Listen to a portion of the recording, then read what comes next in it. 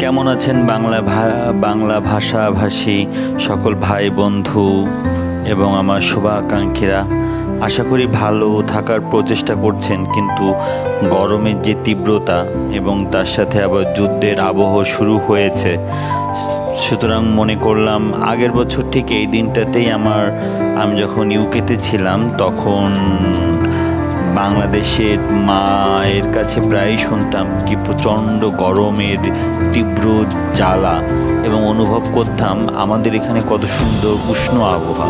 তো সেইটা নিয়ে একটা কবিতা লিখেছিলাম। তো অনেকদিন পর মনে হলো আজকে ঠিক সেই মে মাস, তারিখটা একটা দিন পিছিয়ে গেছে, তা আপনাদের সাথে সেটা শেয়ার করি। সো কবিতাটা হলো অভিশপ্ত অভিপ্রায়।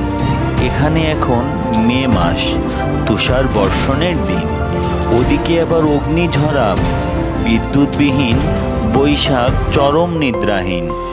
এখানে এখন শীতল মন্থর কেবলই দক্ষিণা হাওয়া, ওখানে কিন্তু বৈশাখী ঝড়ের ঝাপটা, তীব্র প্রবল ধাওয়া।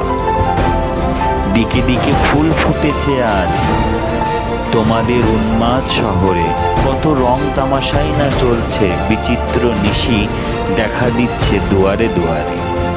ঘর ছেড়ে আজ যৌবনের মেলা দেখছি চারিদিকে, এই বসন্তে রঙিন হব বিচিত্র সব গান গেয়ে।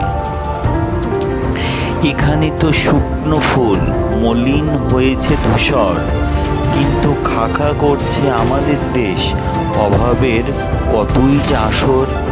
অগ্নিসম রোদের ভয়ে বৃদ্ধ যুবক সব বদ্ধ ঘরে আজ, তবুও চুপচাপ জাগবে হয়তো কাল বৈশাখীর ঝড়ে।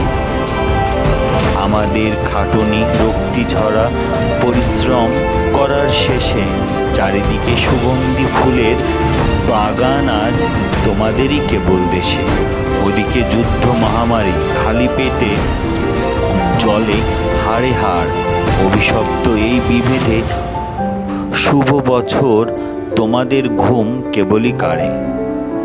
আশাদীপ্ত সকল প্রাণ জমে দিকে এদিকে লাখে লাখ, তোমাদের এখানে কেবল মে মাস, কিন্তু আমাদের কেন ঝোড়ো বৈশাখ।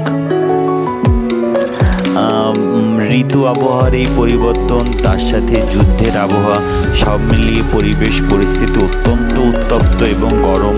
সুতরাং সকলে সাবধানে থাকুন এবং নিজের জায়গা থেকে নিজের পরিবারকে, নিজের দেশকে সুরক্ষা দিন, এবং বিভ্রান্তিকর কোনো তথ্য, বিভ্রান্তিকর কোনো মন্তব্য থেকে এড়িয়ে চলুন। সকলে ভালো থাকুন, বাংলা ভাষাকে সাপোর্ট করুন, বাংলা কবিদেরকে সাপোর্ট করুন, বাংলা ভাষাকে হৃদয়ে মননে ধারণ করে বাংলাদেশকে ভালোবেসে, বাংলাদেশের শুভ কামনা করে, বাংলাদেশের শুভ দিকটা চিন্তা করে কোনো কথা বলা বা কোনো কাজ করার চিন্তা করবেন। জয় বাংলা, জয়।